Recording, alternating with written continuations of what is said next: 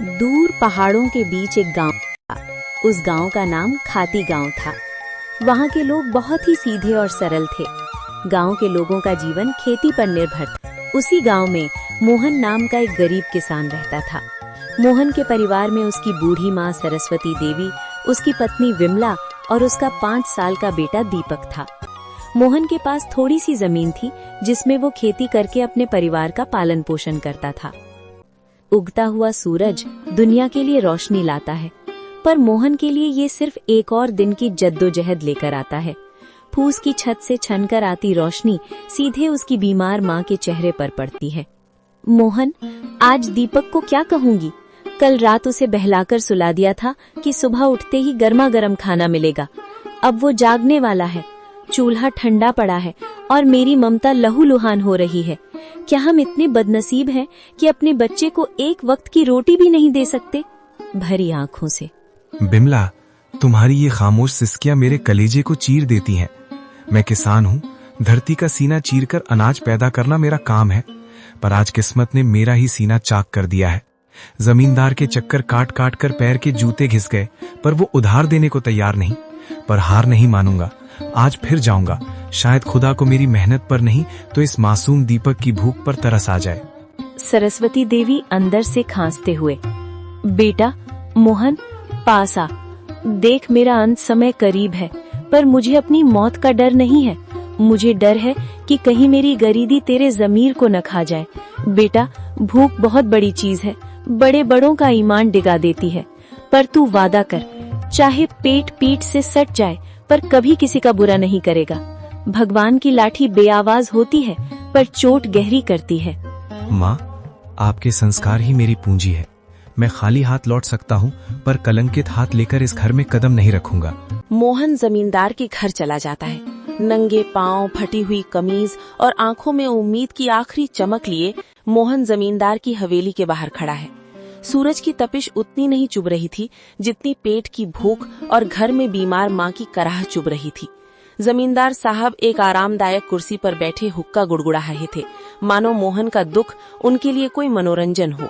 माई बाप, हुजूर, इस अभागे की विनती सुन लीजिए। मैं जानता हूँ कि पिछला लगान अभी पूरा नहीं चुका पाया हूँ, लेकिन मेरी मजबूरी की दीवार बहुत ऊंची हो गई है सरकार। घर में चूल्हा 3 दिन से ठंडा पड़ा है। मेरा 5 साल का बेटा दीपक, जो अब तक खेलता कूदता था, आज भूख हमारे निढाल होकर जमीन पर पड़ा है। वो मुझसे रोटी नहीं मांगता सरकार, बस अपनी पथराई आंखों से मुझे देखता है और उसकी वो खामोश नजरें मेरे कलेजे को छलनी कर देती हैं।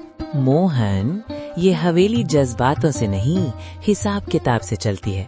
तेरी माँ बीमार है, तेरा बेटा भूखा है, इसमें मेरा क्या कसूर? पिछली बार भी तूने यही रोना रोया था। ये धरती प्यासी है तो मैं क्या करूं? मुझे अपनी तिजोरी भरनी है, तेरी गरीबी का बोझ नहीं उठाना। हुजूर, आप तो गांव के अन्नदाता हैं। अगर आप ही हाथ खींच लेंगे तो हम जैसे छोटे किसान कहाँ जाएंगे? मुझे बस थोड़े से आलू और मटर के बीज उधार दे दीजिए। मैं दिन को दिन नहीं समझूंगा, रात को रात नहीं देखूंगा। मैं अपने खून पसीने से उस बंजर जमीन को सींच दूंगा। मैं वादा करता हूँ सरकार, फसल कटते ही सबसे पहले आपका कर्ज चुकाऊंगा। मेरी माँ घुट घुट कर मर रही है, उसे दवा चाहिए। हुजूर, एक बाप होने के नाते मुझ पर तरस खाइए। क्या एक गरीब के बच्चे को जीने का हक नहीं है? हक की बातें मत कर मोहन, हक अमीरों की जागीर होती है। बीज चाहिए, बीज की कीमत लगती है। तेरे पास देने को क्या है? वो 2 बीघा जमीन जो पहले ही गिरवी है। जा, यहाँ से दफा हो जा। अपनी इन भीगी आंखों से मुझे पिघलाने की कोशिश मत कर।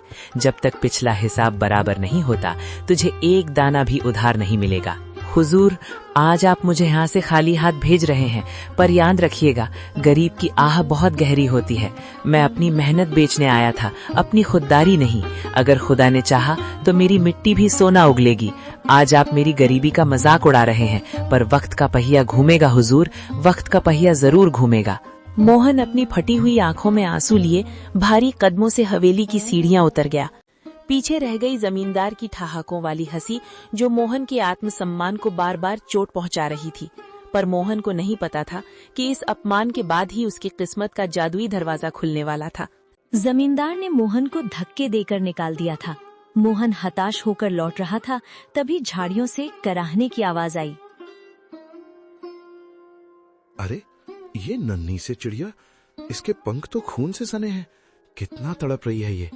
लगता है किसी बेरहम शिकारी का तीर इसकी रूह को छूकर गुजरा है। मोहन चिड़िया को हथेली पर उठाता है। चिड़िया कांप रही है। छोटी सी जान, तू क्यों रोती है?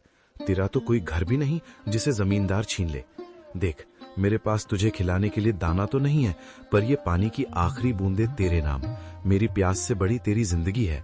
मेरी धोती का ये टुकड़ा शायद तेरे घाव ना भर पाए, पर तेरी तड़प को थोड़ा आराम तो दे सकता है।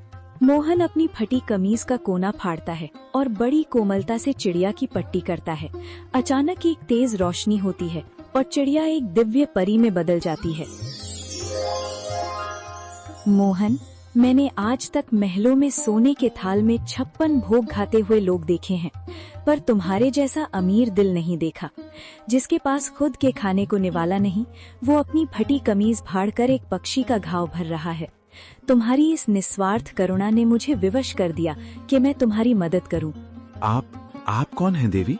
मैं तो बस एक साधारण इंसान हूँ। मैं तुम्हारी परीक्षा थी मोहन। ये लो, ये आलू और मटर के बीज साधारण नहीं है। इन्हें उस जमीन पर बोना जहाँ तुमने अपनी गरीबी के सबसे ज्यादा आंसू बहाए हैं। ये फसल तुम्हारी तकदीर बदल देगी, लेकिन याद रखना, ये जादू तभी तक रहेगा जब तक तुम्हारे दिल में दूसरों के लिए दर्द रहेगा। जिस दिन अहंकार आया, ये फसल पत्थर बन जाएगी। परी तो एक दिव्य प्रकाश पुंज बनकर आसमान में विलीन हो गई, लेकिन पीछे छोड़ गई मोहन को हक्का बक्का, निशब्द और कांपते हाथों में वो मखमली पोटली थामे हुए। मोहन अपनी जगह से हिल भी नहीं पा रहा था। उसे लग रहा था कि शायद भूख के मारे उसका सर चकरा रहा है और ये सब उसकी कल्पना है। वो बार बार अपनी आंखों को मलता और फिर उस सुनहरी पोटली को देखता। नहीं, ये सच नहीं हो सकता। मोहन, तू पागल हो गया है। भूख और धूप ने तेरे दिमाग पर असर कर दिया है। भला एक मामूली चिड़िया परी कैसे बन सकती है?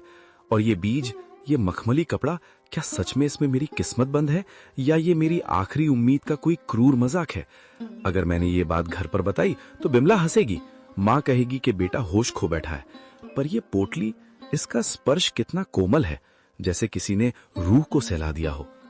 वो पगडंडी पर चलते हुए बार बार पीछे मुड़कर देखता, जैसे उसे उम्मीद हो कि वो चिड़िया फिर से कहीं चहकती हुई मिल जाएगी।